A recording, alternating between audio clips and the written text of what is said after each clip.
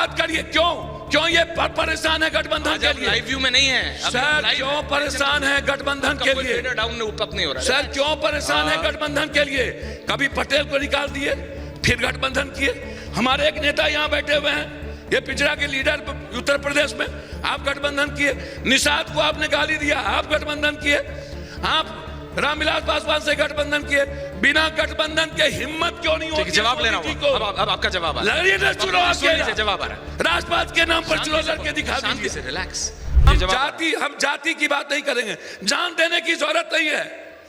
पाकिस्तान को जवाब दीजिए। अरे भैया, आप नीतीश कुमार के खिलाफ है ना सर? आप वो लोग हैं, नीतीश कुमार के खिलाफ वो लोग हैं कोरोना में 7 का नाम लेकर के उसके बाद जाति सेंसस के खिलाफ हैं। गिरफ्तार किए 7 को, आप गिरफ्तार किए 7 को, डर गए।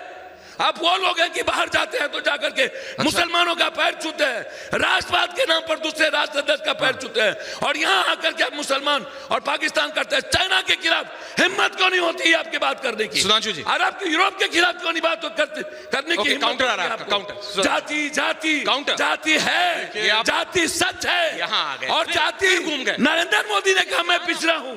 क्यों? वो पिछड़ा थे पप्पू जी, आराम से। वो पिछड़ा थे। थोड़ा सा पानी पीजिए। पानी पीजिए पहले, रिलैक्स।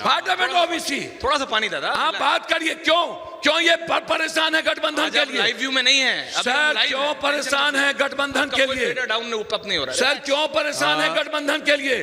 कभी पटेल को निकाल दिए, फिर गठबंधन किए। हमारे एक नेता यहाँ बैठे हुए हैं, ये पिछड़ा के लीडर उत्तर प्रदेश में, आप गठबंधन किए। निषाद को आपने गाली दिया, आप गठबंधन किए। आप रामविलास पासवान से गठबंधन किए। बिना गठबंधन के हिम्मत क्यों नहीं होती? जवाब लेना अब आपका जवाब आ रहा है। जवाब आ रहा है। राष्ट्रवाद के नाम पर चुनाव लड़के दिखा दीजिए। रिलैक्स। लड़िए और इसको कहिए कि आज के बाद गठबंधन न करे किसी जाति से। रिलैक्स। जवाब जाति की बात करता है ये आदमी। सुधांशु जी, देखिए, इन्होंने काफी अच्छी बात कही कि देश के सामने कैसी कैसी चुनौतियां हैं, सीमा से लेकर अंतर्राष्ट्रीय स्तर तक, उन सब की भी बात करनी चाहिए।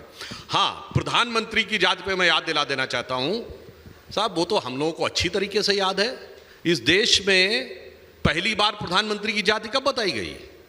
1995 में, जब आप दोनों लोग उसी पार्टी में थे। जनता दल के नेता के रूप में श्री HD देवेगौड़ा जन जन के नेता नहीं, समीकरणों के बीच में समायोजन के नेता बनकर प्रधानमंत्री बने थे। तब कहा गया था देश का पहला पिछड़ा प्रधानमंत्री। गलत कह रहा हूं तो मुझे बता दीजिएगा।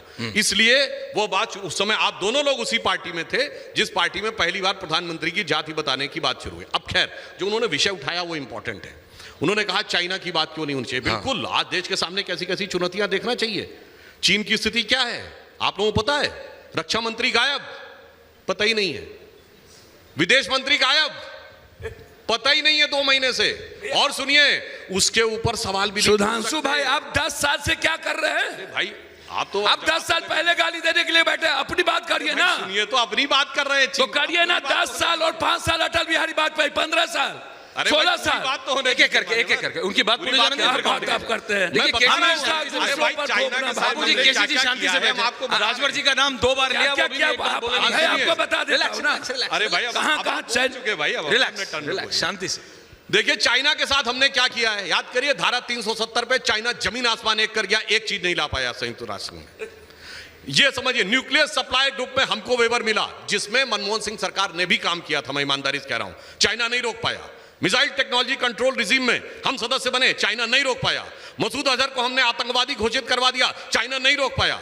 शंघाई कॉर्पोरेशन की मीटिंग में प्रधानमंत्री जी ने आतंकवाद का विषय इंक्लूड करा दिया, चाइना नहीं रोक पाया।